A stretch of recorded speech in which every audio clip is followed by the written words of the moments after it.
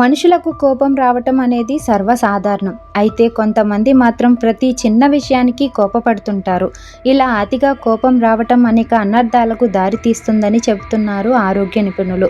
శారీరక, మానసిక ఆరోగ్యాన్ని తీవ్రంగా ప్రభావితం చేస్తుందంటున్నారు. అందుకే మన పెద్దలు కూడా తన కోపమే తన శత్రువు అని చెబుతారు. ఈ నేపథ్యంలో మనకు వచ్చే 2 నిమిషాల కోపం ఎన్ని అనారోగ్య సమస్యలకు కారణమవుతుందో ఇప్పుడు తెలుసుకుందాం. మనకు కోపం వచ్చినప్పుడల్లా శరీరంలో స్ట్రెస్ హార్మోన్లు అడ్రినలిన్, కార్టిసాల్ అధికంగా ఉత్పత్తి అవుతాయి. కోపం తగ్గిపోయినా అవి బ్లడ్లోనే 4 నుంచి 5 పాటు అలాగే ఉంటాయి. దీనివల్ల 6 గంటల పాటు మీ ఇమ్యూనిటీ సిస్టమ్ దెబ్బతింటుంది. దీని కారణంగా రక్తంలో చక్కెర స్థాయిలు పడిపోవటం, హైపర్ టెన్షన్ వంటి సమస్యలు తలెత్తుతాయి.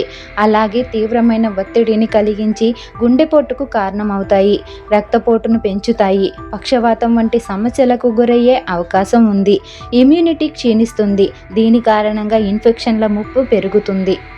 అంతేకాదు, కేవలం 2 నిమిషాలు కోపం 8 గంటల వరకు చర్మంపై ప్రభావం చూపిస్తుంది. అంటే చర్మం పనితీరు దెబ్బతిని భవిష్యత్తులో మొటిమలు, దద్దుర్లు వంటి అనేక చర్మ సమస్యలకు దారితీస్తుంది.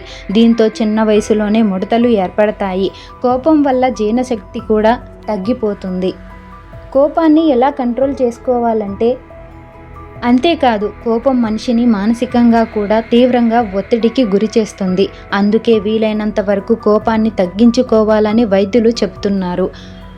కోపం వచ్చినప్పుడు 1 నుంచి 10 వరకు లెక్క పెడితే నెమ్మదిగా కోపం పోతుందని నిపుణులు సూచిస్తున్నారు. అలాగే నిత్యం యోగా, ధ్యానం చేయటం వల్ల మనకు ప్రశాంతంగా ఉంటుంది. ఫలితంగా కోపం కంట్రోల్లో అవుతుంది. శారీరక శ్రమ ఒత్తిడిని తగ్గించడంలో సహాయపడుతుంది.